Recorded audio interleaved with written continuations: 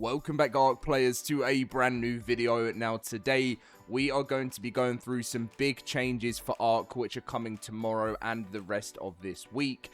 Thank you guys so much for the patience. I tend to upload every single day. I'm always working every single day as well on new stuff, but I took a little bit of a family time break yesterday, and I'm feeling really refreshed. It's a brand new week, and I think sometimes it's definitely healthy to do that, and I've learned that a little bit more now. If you just constantly working, you can go a little bit like, too much for me sometimes, but I'm back, I'm refreshed, and I'll definitely be doing that a little bit more often. Now, if you guys do enjoy today's video, make sure to drop a like, subscribe, and come and join us in the LoadedCrysis cluster. As always, we've got free Ragnarok servers, free every single map. No matter what map you want to play on, you can transfer completely free throughout every map. And yeah, so anyway, link to our Discord's down below. Let's get in with the news.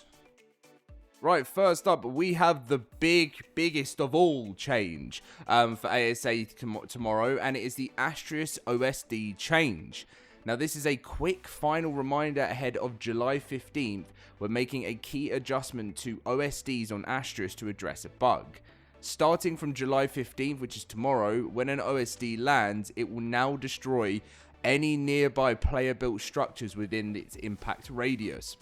This will be the same radius used for OSDs on Extinction. If you've built near a potential OSD drop zone, we will strongly recommend relocating your base before the patch goes live. Now, this will be my final reminder to you guys. I did mention that I was going to do a final reminder the day before, so you guys will know that. But tomorrow, if you are near one, make sure to pack up and move. Otherwise, you could have it all destroyed.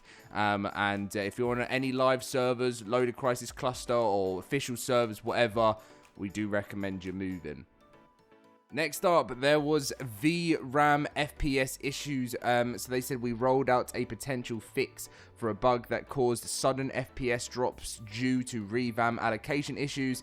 This update also reverts the temporary workaround introduced in version 6.7, which dynamically managed VRAM to reduce memory buildup. We'll be actively monitoring player reports to confirm this if this is the issue, and if not, we'll continue working towards more of a permanent solution moving forward. This was the patch notes that I went through. Now, yes, there's still reports coming from you guys. I saw it in the comment section saying that the invisible issue is still a massive problem. Floating rocks. So many of you thumbs up that in the comments. So now we know that. I mean, I think Wildcard. I mean, when I say now we know that, I mean now Wildcard must know about this at the moment. They fixed an initial invisible issue, which did work, and now there's even more stuff going on that since UE 5.5. But let's just read through the first stuff. They did an optional unofficial server update for anyone who is having issues accessing structure inventories that are placed near the land. Obviously, the VRAM allocation, they potentially fixed a bug with that, so you might see an FPS fix for your game. They had some more crash fixes, memory optimization in inventory. They fixed an issue causing inventories to break. They fixed a crash. They fixed an exploit. Fix some exploits. Can again deploy cryos inside tech shield for tribe members. And they made an update which increased the spawns of the slippery and slidey penguins. You've still got 3 more days from today's video to play the Summer Bash.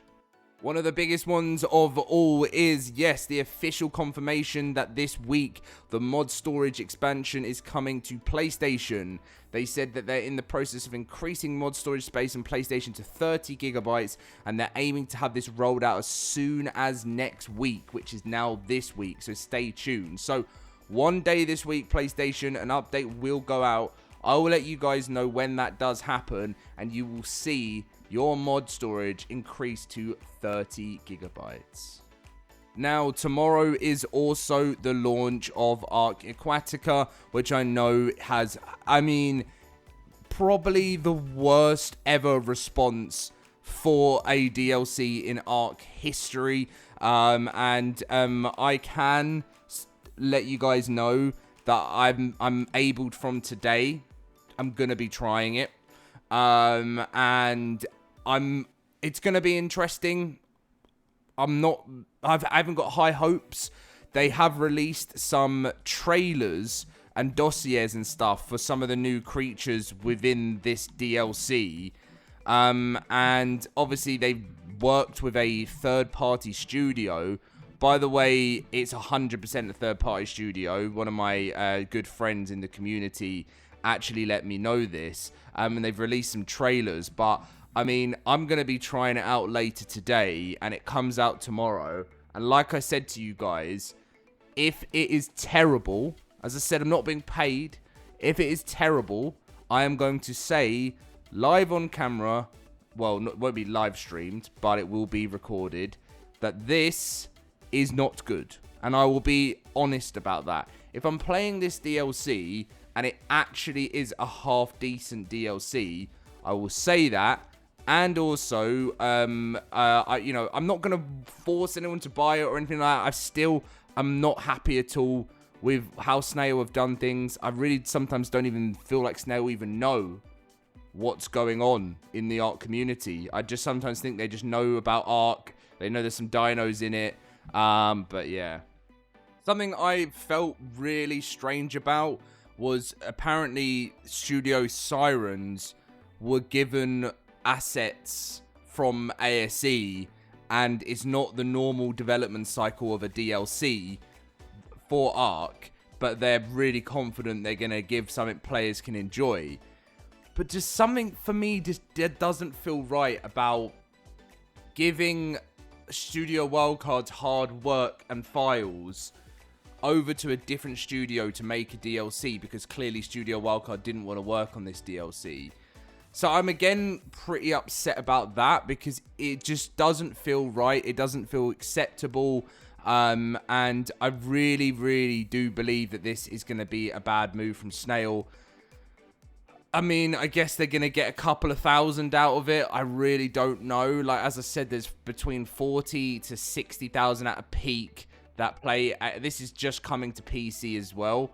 So, I mean, they can't be that tight for money, really, in my eyes, to want to sell this. And, and I think as a community, people want to know that you're doing right by the players. And with everything that's happening, if I were just Snail, I would just move on from this. And I would just put out, start getting more involved within the community and doing community videos and saying, here at Snail, we want to make a change. We want to win our players back over, and we want to show that we want to take this game to the next level. We've made mistakes in the past, blah, blah, blah, blah, and we want to take this game to the next step. We're sorry for what we did, and what we've done in the past, and we truly want to get back in with our audience. But considering it's been over 10 years now, I just don't know if that's ever going to happen.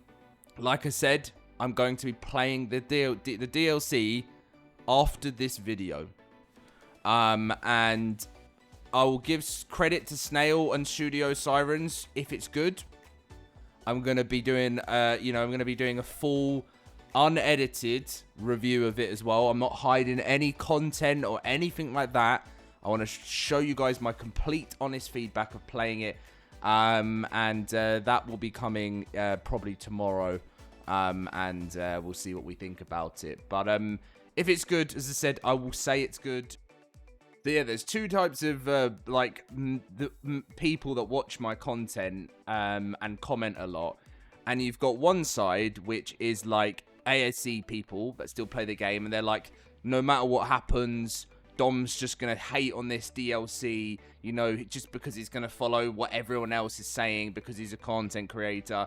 And then I have, on another hand, I've got some ASA players that are like, I can't even believe that, you would want to even try this, even if you get a free key. But at the end of the day, I believe in, this is something new coming out for ARK, and even though it's for the old game, I don't believe that it should have ever been done this way. But I've been given a free key. I'm going to play it. I'm going to see if it's any good. And my honest opinion will come after that. That's what we're going to do. And I know some people might not be happy about that. But I feel like I have a duty to at least show people, because remember, people are going to buy this, right? People are going to buy this, and some people might not decide to buy it if they see what it actually looks like. So this video can either save someone $15, or this video might actually make someone want to spend $15 if it's good. And that's completely up to people what they want to play. Again, going back to it, do I agree with anything Snail Games has done in the past? No, and I don't agree with this. If it was coming as like Snail Games' own mod map DLC to ASA, perfect. But I guess Studio Wildcard didn't want a part in it, and that just that's a very bad sign. So anyway, that's the video. That's the stance I'm taking on it. You guys know my thoughts and feelings on Snail stuff, but I do feel like I've got a duty. As I said, when I got this key for free, to just show people, is this actually something? And by the way, this looks like it's been made by Studio Sirens, not by actually Snail in-house, as expected. But catch you guys tomorrow. It's going to be a big day, and I look forward to I'm about to jump in game now. Let's hope it's at least... I hope it doesn't crash my PC.